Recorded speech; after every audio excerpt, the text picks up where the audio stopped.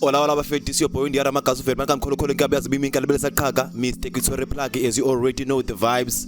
Namhlanje ndilapha ePDE Media TV.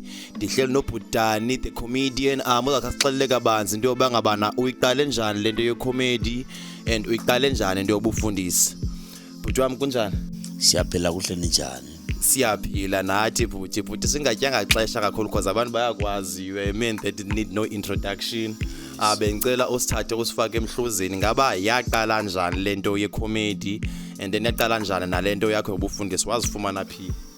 No mama siqala kule yecawe le cawe ayiqamanga abantu abayazi kanti le cawe yiyo eyandiboostayo abantu bendazi nje kungenxa yecawe because ukhula kwami ndikhule utata wanphika utata animazi okay umama uthi xa ibalisa wathi buya nami esibhedlele ezise umntana kutata wafika ehleli nomakhulu wami into abayenza basuke babetha umama uthi ndalahla phansi mina waxothwa ba uzane lahle endlini umama kaphangeli zange waphangela ngaba mama bebe bangenasikolo so kwanyanzeleka into makahambe phanda nomntana sibabini endlini kukho omdala ndibe ngolandelayo mina sikhula sava kuqala ipain yokhula ngaphandle kotata ubukela abanye abantwana besithi tata wena awuna tata umama uhambe qwayipha ecela ukutya kule mizi ehamba enkinqa sakhulela kulonto so ndithe xa sendikhulile ke ngoku ndabona into ba ndiyabona apha elokishini ba abantu abakhulayo elutsha liyamosha banxibe kakuhle mandatsalwa kukunxiba kwabo kakuhle abafana ndabajoyina ndaqhekeza izindlu zabantu ndangena ndiphuma ejele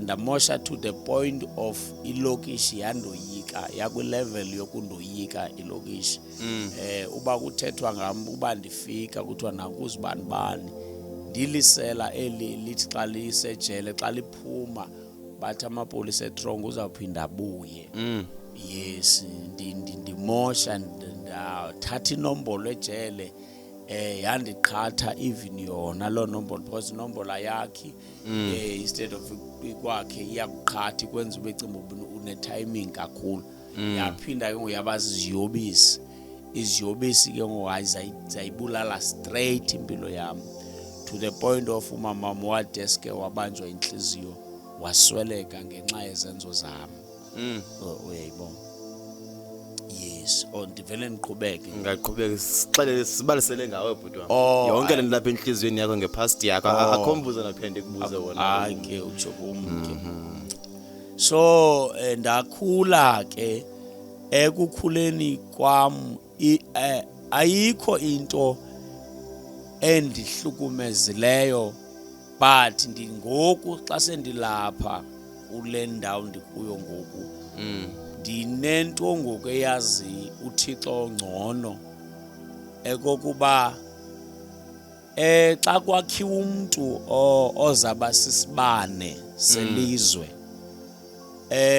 akakhelwa phambi kwabantu ukhelwa ehlathini elinamabhere because of now ndiyayazi ukuba wise ndiyotshaya iziyobisi wise ndibe ngutywaleni ngoku ndiyakwazi ukuyothetha nabantwana batshaya iziyobisi ndibaxelela into yoba ukutshaya kwakho iziyobisi ungena entweni eza kususa kule nto uThixo abefuna ube yiyo okanye iziyobisi azibulali wena wedwa zibulala nabantu abakuzalayo uyebo ifuna omama unotata xa utshaya lanto ikwenza apha endlini ungabi nambeko xa ungenamali yoyichaya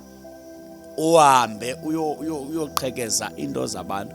Mna into esandikhathaza kakhulu namhlanje yinto yoba ndathi sendidiniwe kumosha into zabantu.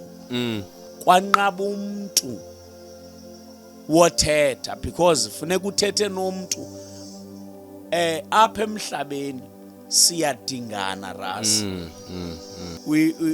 Kufuneka uba siyayijonga iBhayibhile pha kukho umfana owahlala 38 years ngasechibini. Xa uyifunda pha la Bhayibhile kukho indawo pha athi la mfana xa buzwa nguYesu ba uyakufuna nokuphila uthi andinamntu onothi xa sifikile isithunywa sagxobha amanzi andifake. Udinga umuntu because akakwazi uzingenela without umuntu.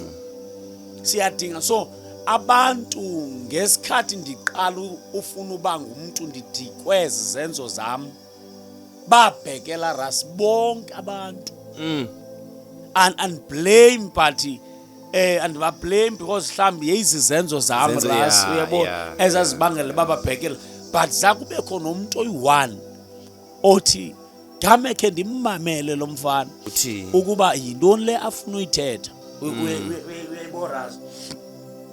Then ndiba mhlambi ndiye komnye ndicela ushare istory because into endandirhalela kwamuntu othi endingakunceda mani if mhlambi ufuna irehab or ufuna kungekho kwawo kuba ndiyafika kulo mzi ras uvala ucango uba ndifuna uthetha ewe yeyizizo izenzo zami but ndiyarhala ukuthi ebahlalini buba bakhona abantwana abafuna utshintsha. Qha the problem is sibazi izinto abazenzayo so asikwazi ubamamela ba yintoni le bafuna ukuyithetha because bakhona abantwana abadikiwe eziyobisi but the problem is abanabantu abangabamamela. Ufumanise komnye kowabo wenzelwe iprotection order uyayibo akabuzi ba yintoni mhlambe singakunceda ngayo ukuze uphume kule babaleka abantu bo into ebebesuke bayenza abahlali kumrasi bekuthi xa kumoshakele into noba yintoni na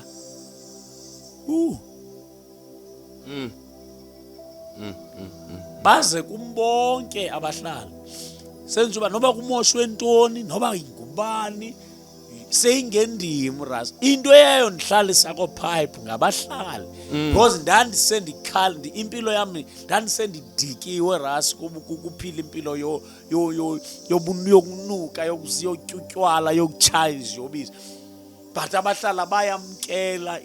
I remember kukunyaka indawo kuthiwa kuse-chicken farm eMonti ndabanjelwa imeda yomntu odutyulwe emini lo mntu ndabanjwa ndohlala eseleni ngeli xesha adutyulwayo lo mfo lo tata wayenesirhoxo ngeli xesha adutyulwayo lo tata ndikhona mna ngilapha e-ariyeni lapha ekuhleni but abahlali bayithatha laa nto bayizisa kum yonke hayi ntontontonton ndabanjwa. Xa ndifika eseleni ndifika aba bantu ndahlala eseleni kwakubuhlungu ndifika aba bantu badubule lo mntu bengaphakathi eseleni babalisa le nto uba ngabo ihlobo endandirongo ngalo but ndaphuma. Ekuphumeni kwam amapolisa athi andibuza wasemdantsane kowane uba uzawuphumela phi because abahlala bakufuni. So I decide yohlala kopipe hlala kopipe ke uThixo ndamfumana ndihlala kopipe ndibaleke abantu ukusindiswa ndasindiswa kabuhlungu ndibashiya abantu ndohlala eJoburg. I remember eJoburg ndacholwa ngomnye umfana ondihlalisa kowabo eThembisa. Xa sifika eThembisa kowabo la mfana wandenza ibhola enxilile ubetha mna kufuneka ndiphekile ngoyophangelayo. Kwafika umamakhe wandigxotha umamakhe wathi akanawuhlala nesela undaze eMonti wandigxotha. But uThixo xa efuna ukwakha isibane akakutraining iboxer soze win ingajimanga. Soze ras iboxer funeka ijime iziwin fight.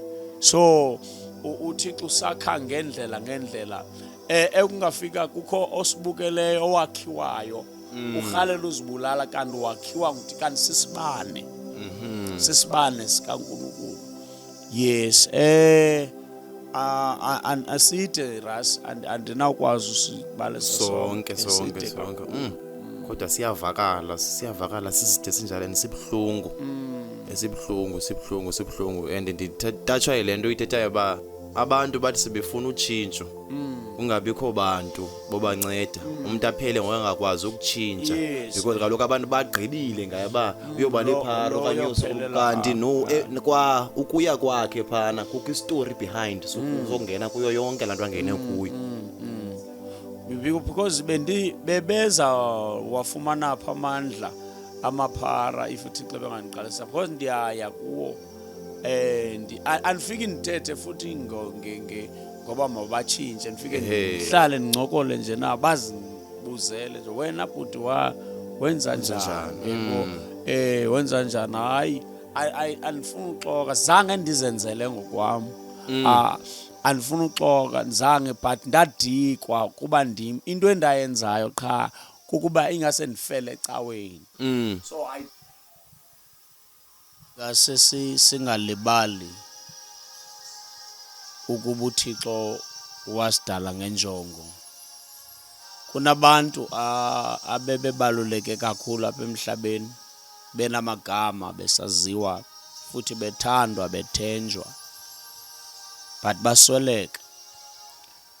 Wasinda wena uyaphila and uthi wozijonga uzibone ngamanye amaxesha useless uphelelwe lithemba but kunento ongayaziyo eyaziwa nguThixo ngawe. Kunento enamandla uThixo akugcinele yona emhlabeni. Ndivuke ekuseni namhlanje ingase singalibali ukuba siyathandwa nguThixo. Usithanda uThixo sesingenzi kakuhle. Usithanda sesiphuma endleleni. Uyasithemba uThixo. uThixo soza silibale. Uyohlanda ivuka ndinqwenela ukuthandaza nomuntu nje othi ndiphelelwa lithemba ngenxa yesimo that ndibhekene naso. Ndivuke ekuseni ndirhalela uthandaza nomuntu othi kungasandifile okanye ndizibulale. Ndifuna nje ushiya umyalezo kuye othi uThixo unenjongo ngawe njengoba uphila. uThixo uyakuthanda futhi uyakuthemba. Asingayeki ukuthi enkosi Thixo ngokusidala masingamdawuthi ngenxa yezimo esibhekene nazo. Benicela uthandaza babo ingcwele Thixo wasemandulo wawukhona umhlaba engekabikho. Zonke izinto emhlabeni zibekho ngawe. Asizidalanga sidaliwe nguwe. Asizibumbanga ngumbumbi wethu. Sisezingcingeni zakho. Whatever nto esiyenza emhlabeni uqale wayazi singekayazi. Le ngxaki sikuyo kuyigqithile. uNkulunkulu wethu uyasithanda futhi uyasithemba. Siyathandaza ekuseni Nkosi that Jehova bonke abaphelelwa lithemba isandla sakho sibe phezu kwabo. Athi uYeremiya ngenye imini ephakathi emathambeni entilini, isandla sakho samfunqula samjikelezisa kwinto ezomileyo. Ngoba isandla sakho Thixo xa sikuthi sizulazula phakathi kwemeko, sizulazula phakathi kokrebe, phakathi kwenyoka, sidlule sisinqola. Ngenye imini uMoses, inkosi ephilayo, iinyoka zazibatya. Wena Thixo wathi makwenziwe yobhedu sijonge kuyo. Abadliwa zinyoka bajonge esibondeni. Ripo yantala mosha. Nkulunkulu hamba phansi kweblorho uzofika belele abantwana bakho badalwe nguwe, bahleli phansi kweblorho baty'inyawupe, baty'itshufu izidakamizwa, abasabonelwa ntweni ngabantu kodwa ngabakho. Isandla sakho solulele kubo Thixo. Abanye nabejele Nkosi, abanye babanjelwe izinto abangazazi Nkosi, ingalo yakho Nkosi kakhulu ke Thixo, egameni lenkosi uYesu we thank you, amen.